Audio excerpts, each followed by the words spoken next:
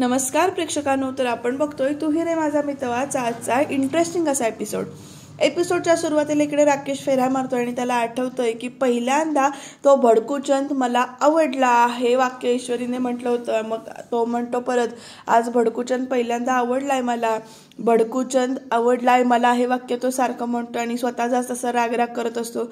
आणि मग त्याच्यानंतर राकेश की नाही नाही नाही नाही नाही राकेश, आजपर्यंत जी मुलगी तुला आवडली ती तुझ्या मिठीत होती. नाही, ही इंदोरी जिलबी काहीही करून तुझ्या जाळ्यात अडकलीच नाही अजून. आज अर्णव आवडलाय तिला, उद्या प्रेम झालं तर, असा प्रश्न स्वतःलाच पडतोय राकेशला आणि तो म्हणतोय नाही नाही नाही नाही नाही, काही करून तिला स्वतःचं केलंच पाहिजे, या मार्गाने नाहीतर त्या मार्गाने. आणि मग त्याच्या डोक्यात येतोय आत्याचा विचार आणि तो आत्या असं म्हणतो आणि स्वतःशीच खुनशी असतो. बघूया पुढे हा राकेश काय करतोय ते आणि नेमकं काय घडणार आहे. तर प्रेक्षकांनो, अर्णव आणि अंजली दोघं जण इथे छान अंधारात बसून म्हणजे असं आकाशात बघतायत आणि अंजली म्हणते आज आपली आई किती खुश असेल ना अर्णवकडे बघून. आणि मग त्याच्यानंतर प्रेक्षकांनो ती म्हणते आईचं इतकं जुनं मशीन पुन्हा एकदा सुरू झालं, याचा आनंद आहेच, पण आणखीन एका गोष्टीचं खूप समाधान वाटतंय. आणि मग अर्णव काहीच रिॲक्ट करत नाहीये, पण त्याच्यावर अंजली म्हणते काय सांग. अर्णव काहीच बोलत नाही, वर आकाशात असं बघतोय. आणि मग त्याच्यानंतर अंजली म्हणते जाऊ दे, मीच सांगते असं म्हणून. आजपर्यंत तुझ्या पर्सनल स्पेसमध्ये मी, आजी आणि मामी आम्हा तिघींना सोडून तू कुणाला जागा दिली नव्हतीस. मग अर्णव म्हणतो मग त्याच्यानंतर आज असं काय झालं असं विचारतो तो. मग अंजली म्हणते खरंच सांगू का.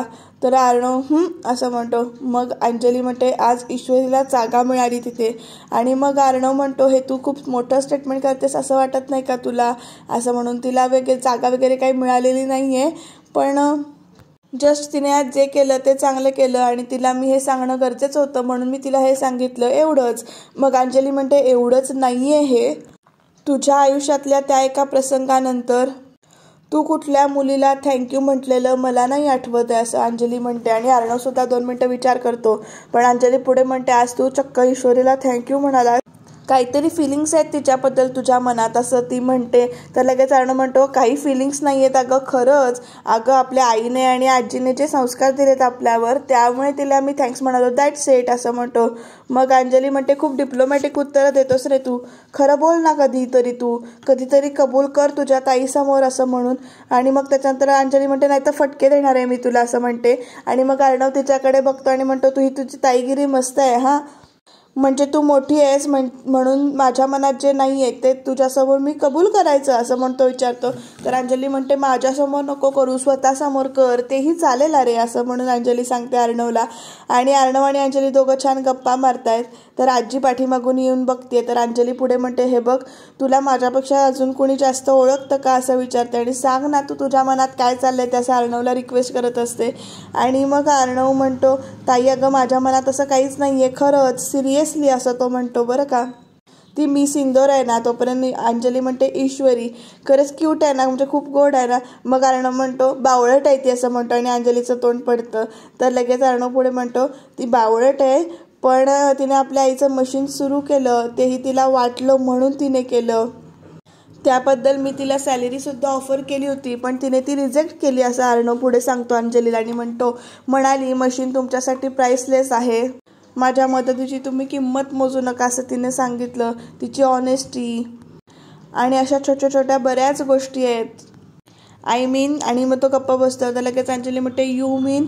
आणि मग त्याच्यानंतर अंजलीला म्हणतो अर्णव की जरा तू जातेस प्लीज, मला शांत बसू दे एकट्याला असं म्हणून कळ काढतो बरं का तिची.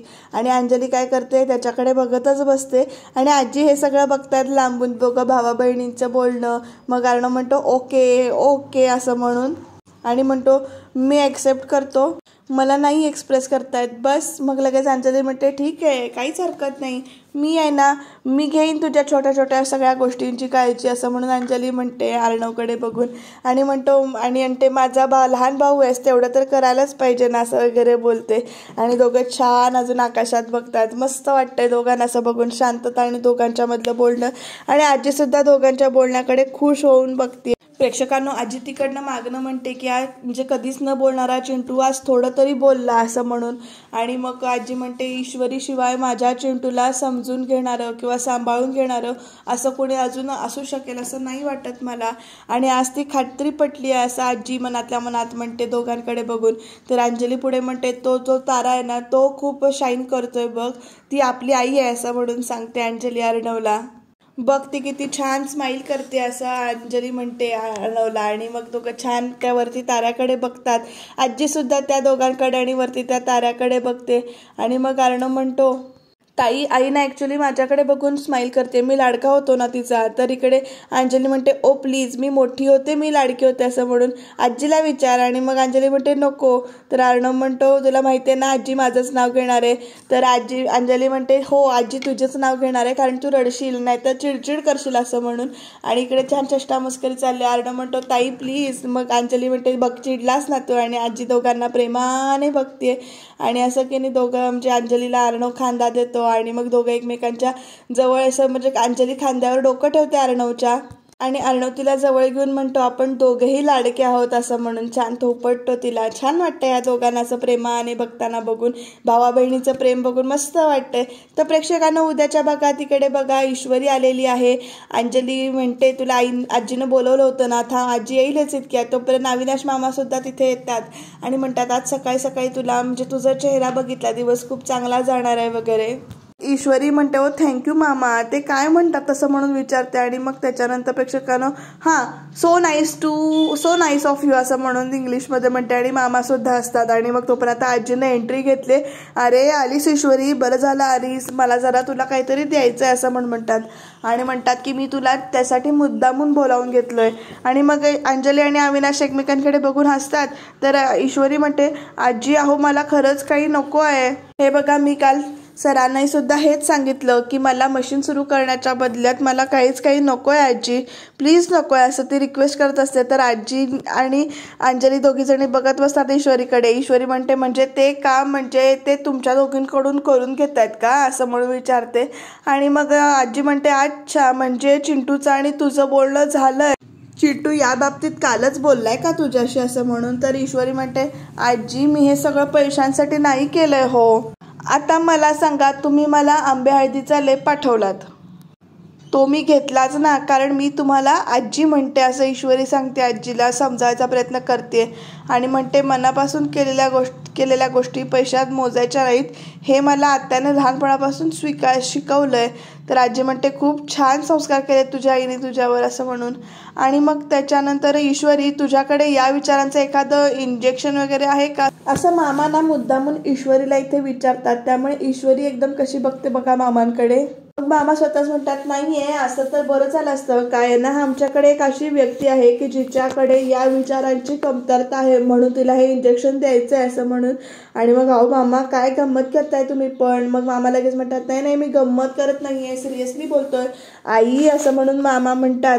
मग आईची म्हणतात अरे काहीतरीच काय बोलतोस रे असं म्हणून. आणि मग ईश्वरीला म्हणतात अगं ये बस इथे सोफ्यावर असं म्हणून बसायला लावतात तिथे. आणि आजी स्वतः तिच्या जवळ बसतात. अंजली एका बाजूला उभी आहे तर अविनाश सुद्धा उभी आहे. तोपर्यंत ना इकडे आजी आपल्या हातातला बॉक्स पुढे करतात आणि म्हणतात हे तुझ्यासाठी आहे बघ ना उघडून असं म्हणून. अगं बघ तर खरं असं म्हणून सांगतात आग्रह करून. ईश्वरी तो बॉक्स आपल्या हातात घेते आणि तो बॉक्स उघडते प्रेक्षकांनो. तर त्या बॉक्समध्ये ना कंगन आहेत आणि ते बघितल्यानंतर आजी विचारते लगेच आवडलं का म्हणून ईश्वरीला. आणि मग ईश्वरी म्हणते आजी अहो हे सोन्याचं कंगन. आणि एकदम ना तिथे वल्लरीची एंट्री झालेली आहे. प्रेक्षकांना ईश्वरी लगेच म्हणते की सोन्याचं कंगन नाही आजी मी हे नाही घेऊ शकत असं म्हणून ती सांगते. आणि तो बॉक्स परत देते. आणि मग आजी म्हणते अगं मी तुला हे खूप प्रेमाने दिले की नाही घे म्हणून. तर ईश्वरी म्हणते नाही आजी एवढी महागडी वस्तू मी कशी घेऊ असं म्हणून विचारते. आणि सगळ्यांना आता त्याचा तो म्हणजे प्रामाणिकपणा जो काही आहे तो पटतोय. तर आजी म्हणतात हे बघ ईश्वरी बाळा मी तुला हे कसलाही मोबदला म्हणून देत नाहीये. हे कंगन माझ्यासाठी खूप खास आहे आणि तू माझ्यासाठी खूप खास आहेस की नाही म्हणून मी तुला हे कंगन देते. आपल्या माणसांकडून आपल्या माणसासाठी ही भेटवस्तू आहे. तर ईश्वरी म्हणते नाही आजी मी खरंच नाही घेऊ शकत आहे, प्लीज प्लीज आजी ऐका माझं. तर आजी एवढंसं तोंड करून बसते आणि मग काय म्हणते बघा हे बघ मी हे जर तू का नाही घेतलंस ना तर मला खूप खूप वाईट वाटेल असं म्हणून ईश्वरीला आजी सांगतात. आणि इकडे वल्लरीचा चेहरा पडतोय आणि मग त्याच्यानंतर असं म्हटल्यानंतर ईश्वरीला परत रिक्वेस्ट करते आजी आणि तेवढ्यासाठी तर घ्या असं म्हणून सांगते. आणि ईश्वरी प्रेक्षकांनो घेते ते गिफ्ट, तयार होते ती घ्यायला, कारण आजीने खूपच आग्रह केला म्हणून ती ईश्वरी ते गिफ्ट ठेवून घेते. आणि तुम्ही नमस्कार करते तुम्हाला असं म्हणून ती म्हणते आणि छान नमस्कार करायला वगैरे उठते बरं का. आणि प्रेक्षकांना आता मजा येणार आहे, कारण हे सगळं प्रकरण वल्लरी तिकडनं बघते. आता वल्लरी जवळ येते आणि मग वल्लरी काय म्हणते बघा. वल्लरी हाक मारते आई असं म्हणून, मग आजी तोंड पाडून म्हणजे असं गप्प बसतात. तोपर्यंत वल्लरी म्हणते तुम्ही हे कंगन हिला देताय असं म्हणून. आजी उठून म्हणते देताय नाही ग, दिलं असं म्हणून सांगते. आणि दिलंय मी ते तिला, आणि तुझ्या परवानगीची मला अजिबात गरज नाही वाटली. मग वल्लरी म्हणते तुम्हाला कधी होती माझ्या परवानगीची गरज, जी आज लागेल असं मुद्दामून कुचकेपणाने बोलायला चालू करते आता. आणि इकडे वल्लरी म्हणते मी फक्त नावाला सून आहे या घराची असं म्हणते. आणि पुढे म्हणते वल्लरी ज्या गोष्टीवर माझ्या आणि माझ्या घरच्यांचा हक्क आहे त्या गोष्टी माझ्या डोळ्यांदेखत तुम्ही बाहेरच्या कुणाला तरी देताय. आणि मग काय हो कळली ना माझी किंमत या घरातली असं अविनाशला मुद्दावून विचारते. मग अविनाश म्हणतो कसं आहे ना वल्लरी, हे कंगन ना ताईचे आहेत आणि ताईने आईला दिले होते ते कंगन, आणि मग ते आता आईने कुणाला द्यायचे हा अधिकार फक्त आणि फक्त आईचा आहे असं अविनाश इथे सांगतो. आणि मग त्याच्यानंतर अंजली कशी बघते आणि वल्लरीनं त्याला बोट करून बोलायला पुढे काहीतरी जाणार, तोपर्यंत ती काहीच बोलू शकत नाहीये, कारण अविनाश सरळ शब्दात सांगतो. वल्लरी म्हणते या घरात मी सोडून सगळ्यांना अधिकार आहे असं म्हणून चिडून म्हणते. मग ईश्वरी म्हणते आजीला की आजी खरंच हे कंगन ठेवून घ्या, मला नकोय. तर लगेच आजी म्हणतात कुणाकडे लक्ष देऊ नकोस, हे रोजचं आहे असं म्हणून आजी समजावतात. ईश्वरीला ते कंगन ठेवायला सांगतात. तर लगेच प्रेक्षकांना आता तिथे अर्णवची एंट्री झाली आणि तो म्हणतो हे काय मिस इंदोर तू इथे काय करते सकाळ सकाळी. मग आजी म्हणतात अरे मीच तिला बोलवलंय, माझं एक महत्वाचं काम होतं तिच्याकडे असं म्हणून. अरे संध्याकाळी ती ऑफिसमधून आली की तिला घरी जायला उशीर होतो ना, म्हणून म्हटलं की तू ऑफिसला जायच्या आधीच ये असं सांगितलं होतं मी तिला. आणि अर्णव ईश्वरीकडे आणि बाकी सगळ्यांकडे बघतोय. तर आजी म्हणतात आता तू एक काम कर, तू आता ऑफिसला जातोयस की नाही तर जाताना तुझ्याबरोबर हिला घेऊन जा म्हणजे प्रश्न मिटला. आणि वल्लरी बघा तोंड कसं पाडून बघते आजीकडे. तर अर्णव लगेच म्हणतो आजी तिला विचारलंस का तू, म्हणजे तिला चालणार आहे का. तर लगेच आजी अंजलीकडे आणि ईश्वरीकडे बघतात. आणि मग अर्णव पुढे म्हणतो नाही तू स्वतःच गृहीत धरून चालली आहेस की ती माझ्यासोबत ऑफिसमध्ये येईल. आत्ताच्या आत्ता ती नाही म्हणेल बघती. आणि एकदम ईश्वरी नाही म्हणते आणि मग सगळे ईश्वरीकडे बघायला लागतात. तर ईश्वरी म्हणते नाही म्हणजे मी नाही म्हणणार नाही असं सांगते. आणि आजीला बघून म्हणते की आजी मी जाते सरांसोबत ऑफिसला. आणि म्हणते सर मी तुमच्याबरोबर येते ऑफिसला. अर्णव लगेच विचारतो तिला का तुझ्या त्या नेहमीच्या बसचं काय झालं. तर ईश्वरी म्हणते सर चला उशीर होतोय चला पटकिनी, नाहीतर माझे बॉस चिडतील. आणि मग तिनं असं म्हटल्यानंतर अंजली खळखळून हसायला लागते. आणि आजी म्हणते हो अगं आणि ते खूप चिडके आहेत, एकदा का त्यांचा रागाचा पारा चढला ना की तो खालीच उतरत नाही असं म्हणून चेष्टा करतात आता सगळी अर्णवची आजी आणि बाकीची मिळून. आजी म्हणतात जा जा लवकर. आणि मग झालं तुमचं जाऊ असं अर्णव विचारतो. तर अंजली खूप हसते खळखळून. आजी येते असं म्हणून ऐश्वरी निघून जाते तिकडनं. आणि प्रेक्षकांना वल्लरी बघा कशी बघते सगळ्यांकडे आणि तुरु तुरु करून निघून जाते. कारण त्याच्या आधी आजी म्हणतात वल्लरी हा आता बोल तुझं काय असं म्हणून विचारतात वल्लरीला. आणि मग वल्लरीचा पचका झाला त्यामुळे ते निघून गेले. आणि अविनाश म्हणतात लगेच खाली बसतात आणि सगळे हुश असं म्हणतात. आणि मग अविनाश विचारतात आजीला आई तू हे कंगन ईश्वरीला असं म्हणून. त्याच्यानंतर आजी म्हणतात मुद्दाम दिलंय, अगदी बरोबर ओळखलंयस तू. तुला आठवतंय का हे काकण आपल्या सात्विकाला ना एका डिझाईनसाठी पुरस्कार म्हणून मिळालं होतं. आणि तेव्हाच तिने मला सांगितलं होतं की आई हे कंगन मी माझ्या चिंटूच्या होणाऱ्या बायकोला देणार आहे असं म्हणून. आणि इकडे अंजली हसते.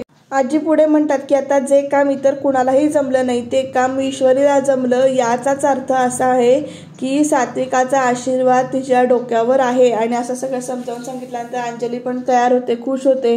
आणि मग आजी म्हणतात म्हणून मी हे सात्विकाचं कंगन ईश्वरीला दिले आणि माझ्या जबाबदारीतून मी मोकळे झाले, आता हा दैवी संकेत आहे असं म्हणून.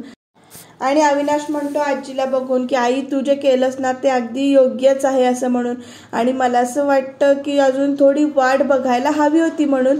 तर आजी म्हणतात आता कसली वाट बघायची, ईश्वरीच माझी नाचून होणार आहे हे पक्क आहे, माझी खात्री, असा विश्वास त्याने अविनाशला दिलाय.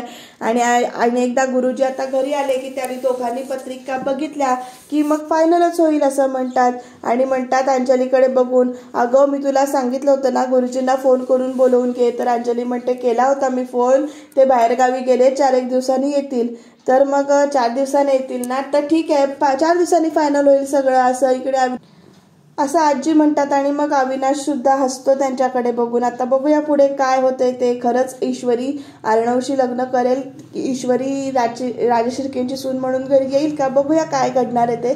तर आता ईश्वरी तिथे गाडीजवळ आली, अर्णव कोणाशी तरी फोनवर बोलतोय.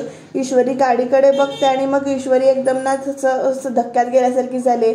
आणि मग तिला ते आठवते की भैया जरा नीट गाडी चालवा ना, ब्रेक फेल झालेत वाटतं काय असं म्हणून, भैया काहीतरी करा, भैया काहीतरी करा, काही करा. आणि मग त्याच्यानंतर तो ड्रायव्हर जेव्हा सांगतो की हे सगळं मला अर्णव सरांनी करायला सांगितलंय, हे सगळं तिला प्रसंग ईश्वरीला आठवतात. आणि ईश्वरी जराशी त्या गोष्टीमुळे घाबरलेली आहे, त्यामुळे ईश्वरी आपल्याच विचारात आहे. तर अर्णवचं फोनवरचं बोलणं झाल्यावर तो ईश्वरीकडे एकटक बघतो आणि मग काय म्हणतो, मॅम बसा प्लीज बसा असं तो सांगतो बरं का ईश्वरीला. आणि मग पुढे विचारतो बसण्यासाठी तुला काही इन्व्हिटेशन हवंय का, बस असं म्हणून. मग ईश्वरी नाईलाज आहे तिचा, घाबरत का होईना ती दरवाजा उघडते अर्णवकडे बघत. पण ती आधी म्हणत असते की सर मी मागे बसू का असं विचारते. तर ईश्वरीने असं विचारल्यानंतर शोफर आहे मी असं अर्णव विचारतो.